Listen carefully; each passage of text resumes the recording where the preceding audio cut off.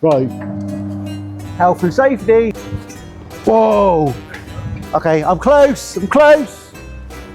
Just need to stop. Oh. Right, I'm just going to stand on it. That's easier then. I don't know if it's when you get to a certain age where you get extremely dizzy very quickly. As you'll have noticed in the last couple of weeks, we said we were going to try and get the car back on the road within 7 days. That's gone straight out of the window, and the car's now on the ramp having loads of work done. Came back from the MOT and we noticed the rear brakes weren't right, and we've gone ahead and stripped it down. As you'll find, the rear bumpers are off. We want to get rid of all these cobwebs, try out some new cleaning products, and give the car, and hopefully, another 20 years. So since the last video, I've turned 40. And if Amp was here now, he'd probably be going, oh, how are you going to get inside the car and get out of it? Well, I'll show you. This is how I get out at 40. Just, where do we start? So far.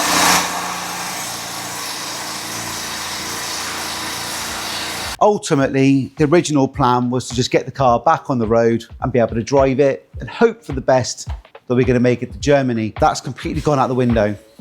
And you'll notice some nice, clean, shiny bits, also some not so nice and shiny bits. As you noticed in the last video, we actually found some problems that weren't apparent on the MOT, and we wouldn't have noticed it even on a service side of things. So that's an EV car. Or hybrid, letting you know that it's moving. That's a funky sound, isn't it? Ultimately, we wanted to get the car back on the road in 7 days. And then we were kind of thinking, well, why don't we just go all in? That's been a challenge, doing it outside in the rain because the ramp's been really busy. Now we've blocked off the ramp with enough time to say, right, we're just going to put it on there and go for it. So as you'll see, we've stripped the suspension back, given it a whole new lease of life, new brakes, interior. Again, this isn't the original, but it's filthy, and really wanted to get in there and give it a nice clean back. All of the bits down here are where we've kind of gone through and refurbished them. Haven't gone for brand new, but this would have been really rusty, and this is like the bracket that holds on the rear bumper. So I'll show you that in a second at the back. But all the trims as well, we're taking them off, giving them a nice clean, so that all the build-up of the rust, or the build-up of the mud that's found its way into the areas that are going to cause it to corrode. If we want to give the car another 10 years, another 20 years, where it's not going to have loads of rust, loads of rot, we might as well do it now whilst we can. Each year it's gone through the MOT and it's turned out pretty good. So if we can keep it going without just changing the oil, we're stripping down the suspension, changing all the bits, making it look nice. In here is basically a prime example of what we've managed to achieve. So all in here, we're taking the arch liners out where it's okay, so it's surface rust. It's nothing major, but it could turn into something major. So we've taken all the paint back, sanded it all down on this side, and then we've given it a lick of paint, and then we're going to give it a nice under seal as well. But there's no point just giving it a wire brush and then throwing on a load of under seal and making it no good. We want to give it back as much to bare metal, etch primer it, give it a lick of paint, and then do the undercoat. So in here there's surface rust. Haven't got into all of the areas yet because I haven't finished that, but you see here, that's a prime example of why jet washing it off would have been better. But before we paint inside this and sand this off, we're going to remove all of this, get into that area there and get rid of all that, because that is what's causing corrosion. So that's yet to be finished.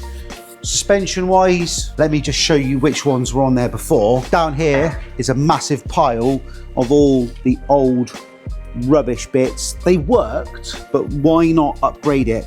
So as you can see, they functioned for an MOT, they braked, there was no wobble. Ultimately, they did the job. But as you can see, that's a massive difference. You know, new set of pads, drilled, vented, should last us a few more years as well. We've refurbished the calipers and the paint. I'm not really happy with that. so they might end up coming off.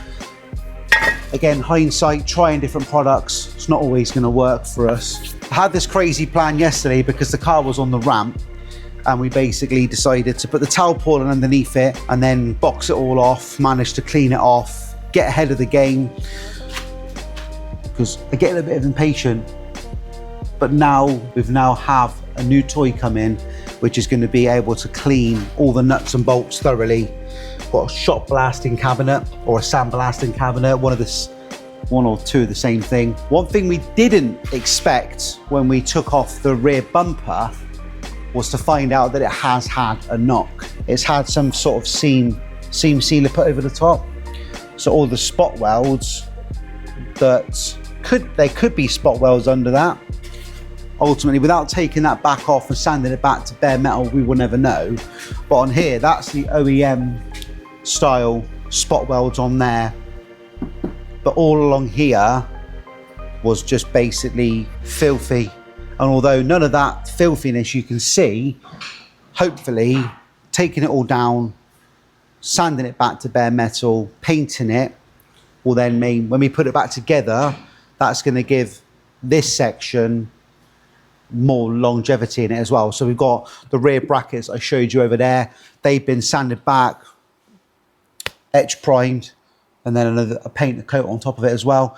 But interestingly enough, there was in here, all the way through there, I don't know if you can see it particularly well. Josh, yeah. You know those things, what were the things did you describe that were inside that pot there? It's like the floating seed things. Dandelion. Oh, the ones where you little blow the thing and then it, yeah.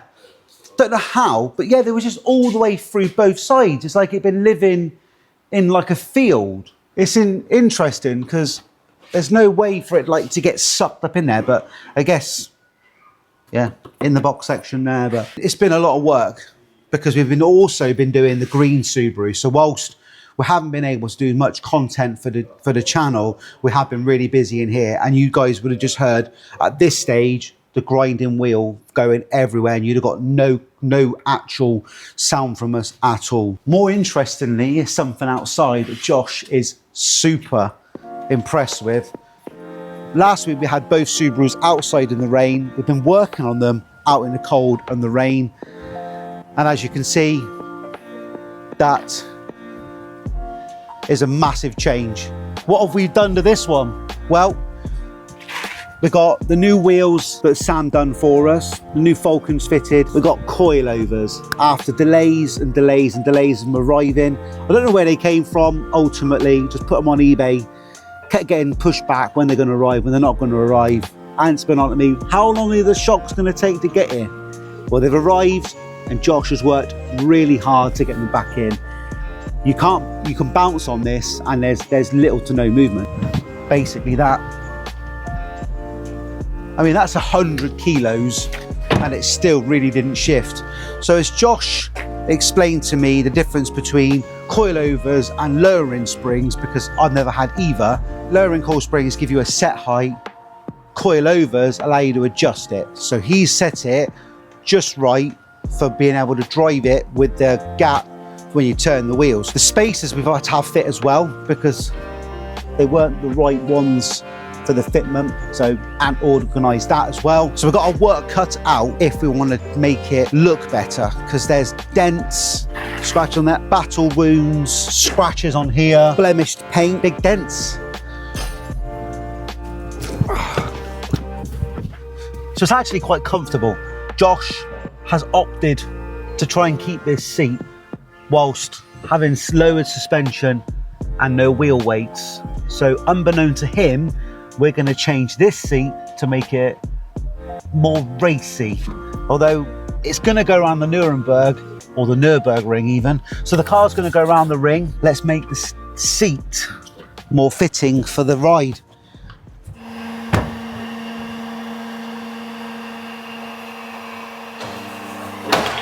Whilst we're waiting on that, Joe, I bet you £50 I can do between 300 and 400 push-ups right there.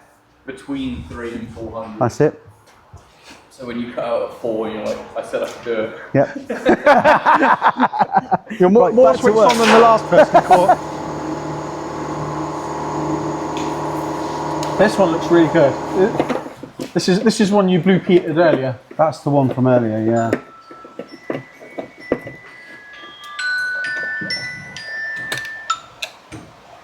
Spunk monkey. The plan. Plan is to get that bit there section's done. Gonna clean off this bit. What we're doing to it? So we're getting it done, but what's the goal? Ultimately today we want to get it as much of the rust removed so that when we paint it, the rust doesn't come back through. And then when we put the stone chip on the top, doesn't just seep through. So Josh, if you don't mind stripping out that front wheel arch liner, I'll sand this back here. And then what, am I taking all the black off this then, am I? And then we're gonna have to sand these bits here. Again, they're only surface level rust, but I just feel like knowing that they're done and solid. And I'll sand them off. Yeah, because then we can etch prime all that section there, paint it silver. So when we put it back together, we know that behind there is all solid. Right, do you want to flick the boot button then? Puts things back and they ain't gonna know where they come from. Put them back in, know where the nuts and bolts are then. And then put your nuts back. I've taken them out so I can clean it. I know, but you won't know where they went. I've got a better idea. Maybe I'll just tape them to something. Put anything down. Main difference between someone that moves nuts and bolts all day and knows where bolts go back in. So someone getting on in life, circling through their midlife crisis, needs a little bag to tape. Those who throw stones in glass houses springs to mind. I feel like Josh is just round the corner staying quiet because he's only just hitting puberty. Those bolts are there for that. At least I know where they are. You know what we need to do? We need to take the front bumper off and do the crash bar. Yeah, the front bumper's got to come off as well. Just to add to the headache. Ah.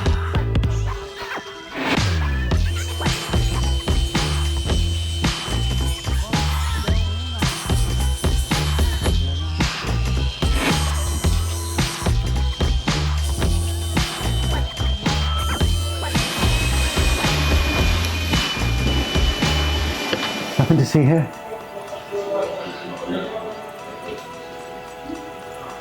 So yeah, let's put an end to that.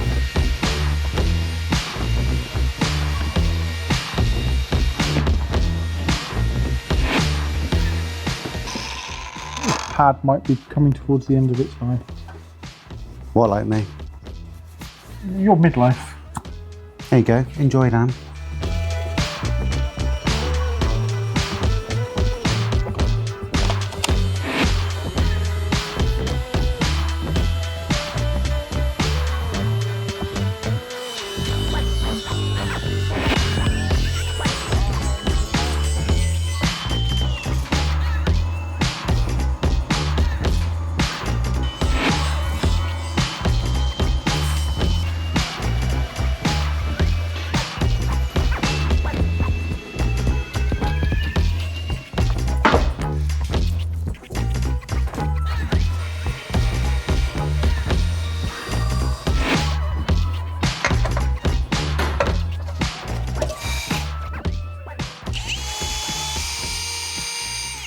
That's exactly where the wheel arch liners are coming off.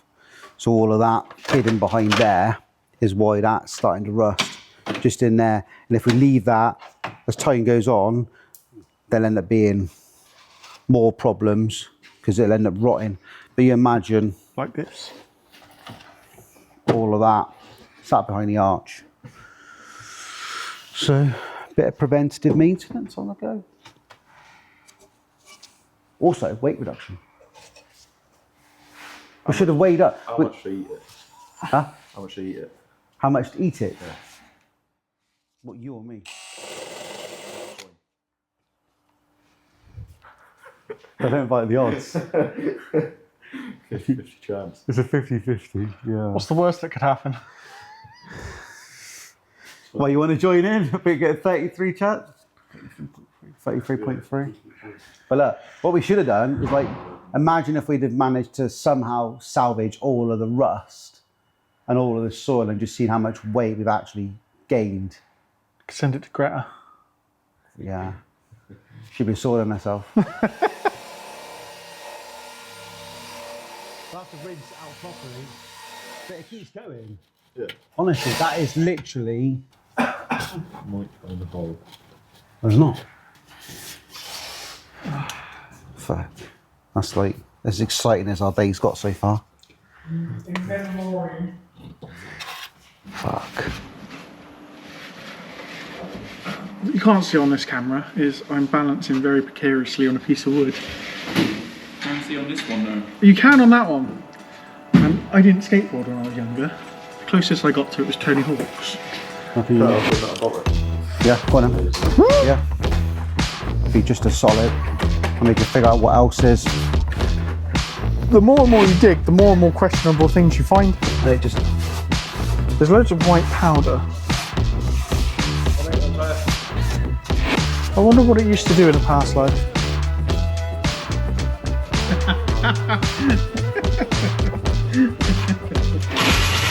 Getting all these plastic trims off, and I think what we're going to do is you see on here where I think it's had a bump somewhere down the line, because all of these, although being a small bump, all of these have been have shifted, whether they've had it off in the past or just not. They've ran them off with a screwdriver or something. So what we do is we'll get the plastic welder. Again, just because you're never going to see them, we might as well just plastic weld them off whilst we're taking it off. And there's two underneath that are also not quite right either. So we'll have to do a bit of plastic welding, so that'll come in handy. Bits of break in there, so what we can do is we can plastic weld them back there. Fun. Oh, I've got a snail in there, look.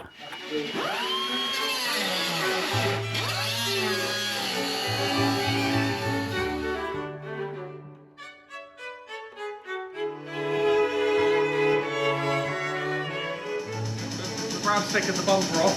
Yep. And then you got the polystyrene for the crash bar. And all the crash bar was corroded. So all that on the floor is all the loose bits.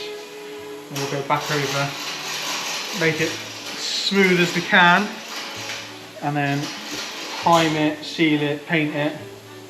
You won't see it, but it'll stop this accelerating anymore, because that goes all the way underneath. And then you've got part of the front subframe there. That needs addressing. Need to sort out the lights. It's already had a new radiator last year. But all the brackets are corroded, so they'll get painted off and cleaned. And then see what else we want to do and go from there. Come outside, it's far too noisy in there with the compressor going. We've taken off the front bumper and found that the whole front slam panel, the underside, is basically quite badly corroded. So rather than just sand it back and hope that we don't find any sort of small holes in it, as there's no point putting that back in if it's got rusty bits on it, what we're going to do is we're going to ring up Subaru, see if we can get a diagram and a drawing, find out what parts are available, what parts aren't available, so we can start stripping it off, cleaning it, and in the background at least we know if we get too far how long the lead times are and also what prices they are. After a certain year, you'll also find that manufacturers don't actually put parts available, so it might end up being we have to try and find them from a aftermarket source.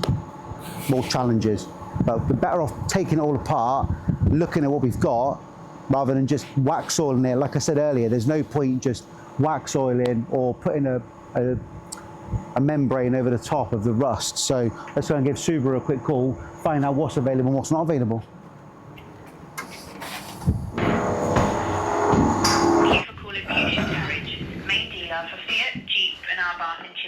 Press 3 for parts and accessories. There'll be parts. He's busy and cannot take your call. What? Right, so let's try and ring Subaru in Swindon. Hopefully, they're not on the lunch.